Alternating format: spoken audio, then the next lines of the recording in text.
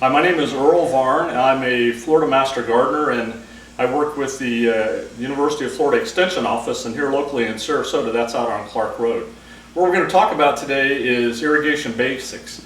We're going to talk about maintenance, and we're going to try to show homeowners what they can do at home to help with their irrigation. Another common problem that we run into when we do our irrigation evaluations is sprinkler heads that are actually inside the shrubs. That's a common problem. When homes are built, the irrigation systems are put in, the shrubs are small. What happens is over a period of time the shrubs mature, they get big, and they actually grow over top of a lot of the sprinklers. We see that very frequently. I'm going to show you a trick on how to easily move those sprinkler heads. And it's not complicated, it shouldn't be intimidating, and it's very easy. So what you're going to see is, this is what it's going to look like underground. Now you won't see that, but this is what it looks like underground. This is where the sprinkler would be attached, is right here, okay? So what I'm going to do is, I'm going to take the sprinkler head off. This is a fitting. It's called a male fitting. It's a 1/2-inch male fitting, and you can get this at the hardware stores and the box stores. I'm going to just put it on the top of this, underground. I'm going to swing it around and around and around until I get it tight. And then what I'm going to do, this is called swing pipe. And swing pipe, you can buy these in 2-foot lengths, or you can get them in 100-foot lengths, depending on how much you need to use. And it's not all that expensive at all. So you can get a 2-foot length, and so what I'm going to do here in this situation is I'm going to put this on, then I'm going to shove this over top of it. This is compression fitting. You do not need to use hose clamps on this. In the old days when you had funny pipe, you had to use hose clamps, but you don't need to do that anymore. So what I'll do is I'll push this on, and then it's going to be hard to push on. You have to push it on and get it on nice and tight. Once that's on, then what I'm going to do is I'm going to push this, actually I'm going to push this fitting on before I even put it on. I'm going to have this fitting on, and then I'm going to take a 1/2-inch cap, and this is important. I'm going to take this little 1/2-inch cap temporarily, and I'm going to screw it on the end of this, okay? And the reason being is because you're going to be down in the dirt, and the more dirt you can keep out of your system, the better. So I'm going to have that cap on there while I push this on. And once I have this on, I'll take this cap off, and then I'll screw the sprinkler back on top of it. So we're going to show you that in just a minute, but it's a very simple, easy way to move your sprinklers from outside of your shrubs.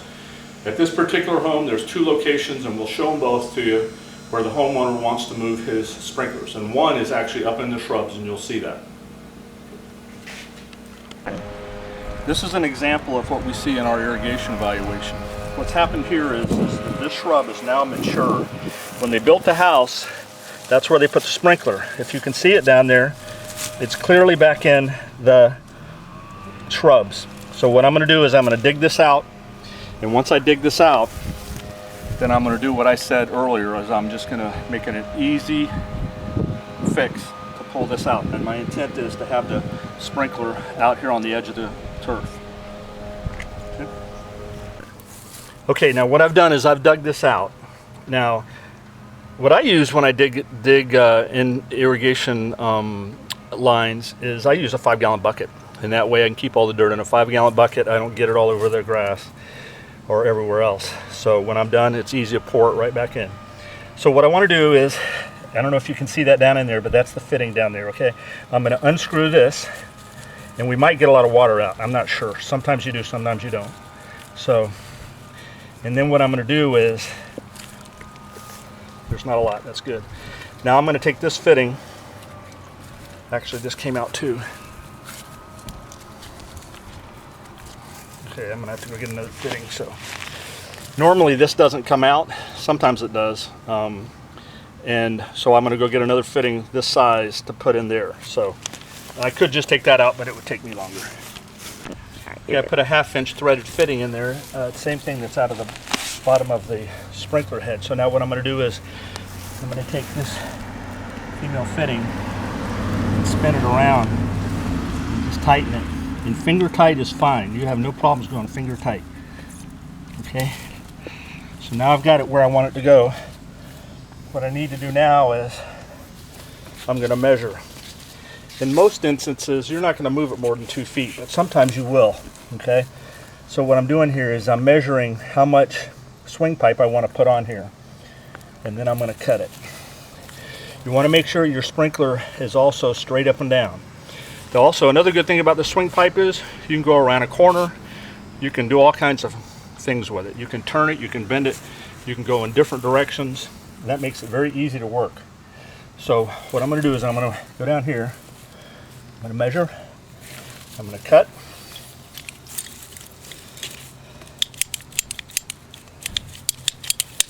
And a good pair of heavy shears can cut this. If not, you can use a box knife, okay? So like I said earlier, I want to put this in the end with the cap on it to keep dirt out. So this is how you do it.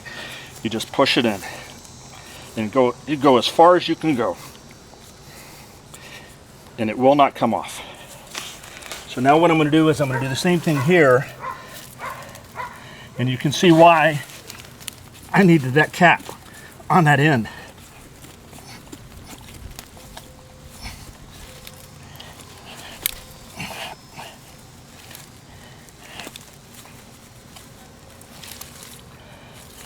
Okay, now it's up. So now I take the cap off.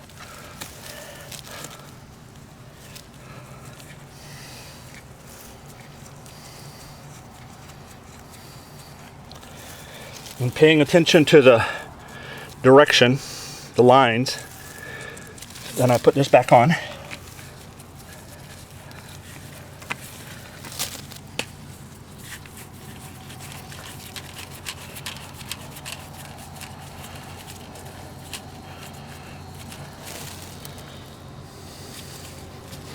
Okay, so that's as tight as it'll go. So I'm going to bring it back to make sure the spray pattern is out here. Okay, so there I am. So now what I'm going to do is I'm going to bury it. And I'm going to keep it buried just on the edge of the grass is exactly where I want it to be.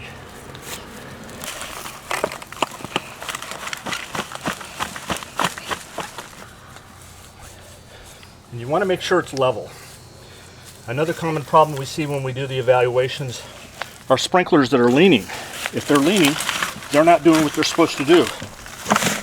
They're either spraying up in the air, straight up, and not covering the distance, or they're shooting straight down on an angle, and again, not covering the distance. Okay, off to the next one. Sometimes if you can't move these, and it's going to be a while before you can move them, there's a little small fine screw, and this one's really covered in dirt, so it's hard to see. There's a little fine flat-headed blade screw right there. You can tighten that all the way down. It will literally shut off this sprinkler. I'm not sure if they did that here or not. So when this one goes back off, it might not be spraying, but if it's not, it's an easy fix. So, but it's something to think about. If you can't move it, then you can turn it off by just screwing it down real tight. You don't want sprinklers in your shrubs for a lot of reasons. It invites fungus in. Number two, the shrubs don't need that much water. While your turf grass out here needs a half to 3/4 of an inch of water a week, your shrubs don't need that. These are well established. As you can see here, the yellow leaves on this indicate that it's possibly being overwatered. That's chlorosis. Those yellow leaves are chlorosis, and it's very possible that it's from too much water.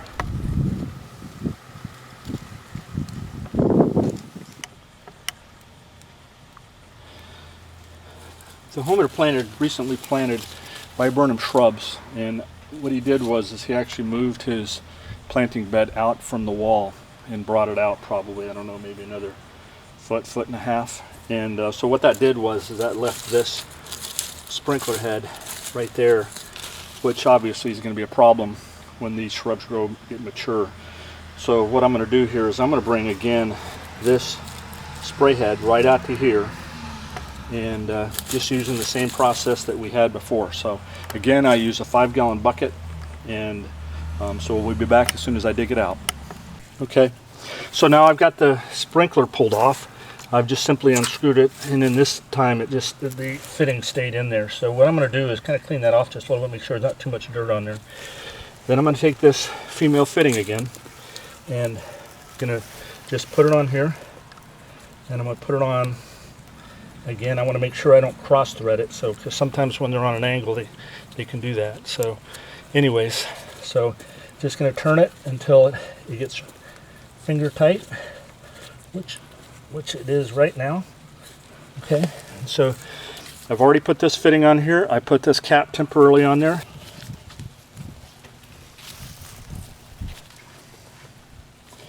So what I'm going to do is now I put that fitting on the fitting itself. Now I'm going to thread it into the PVC pipe. One more turn. Okay, that's tight. Okay, so now I'm going to work this on there. And sometimes these can be hard to get on there. Now, if you just persist, it'll go on. Okay, now it's all on there. And you can see why it's important, again, that I put on this cap. All right, now this is the loose pipe that I showed you in the garage. It's a flex pipe too. So you're connecting two flex pipes to each other, which is fine. There's no problem doing that.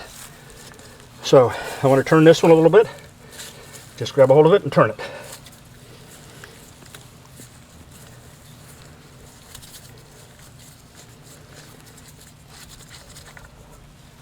Okay, now I want to put the sprinkler on. Another thing you want to pay attention to, this sprinkler is 9 inches. A lot of sprinklers are 4, 4.5, 5 inches at the most. So you want to make sure that you dig your hole deep enough. Okay.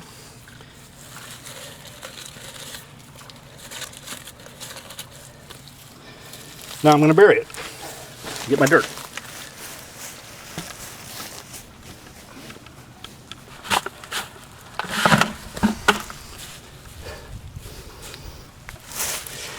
You want to push the soil down a little bit because it's going to sump if it does, and it might adjust the backing on your sprinkler head. So again, I want it straight up and down. I don't want it leaning.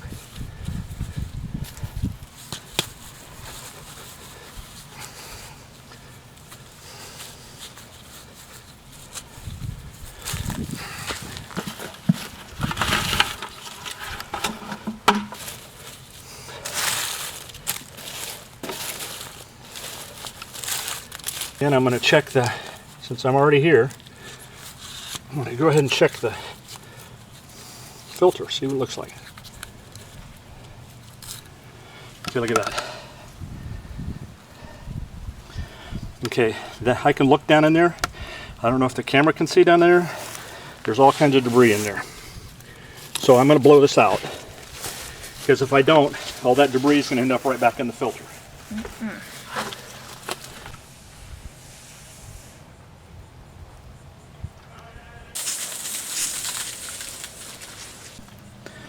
Okay, if you saw that before, you saw the debris inside the riser. So what I've done is I'm putting a brand new filter in it. And again, I'm paying attention to the direction. This is a 180-degree spray head. You can see all the lines. So I want to get that back in the right position. And again, these things get grains of sand and dirt and everything else on them. Sometimes they're a little difficult to put back on. Just persistence. Okay, so you can see how it's pointing in that direction. So what I'm going to do, I'm just going to turn it. Now it's pointing in the right direction. So we should be good to go.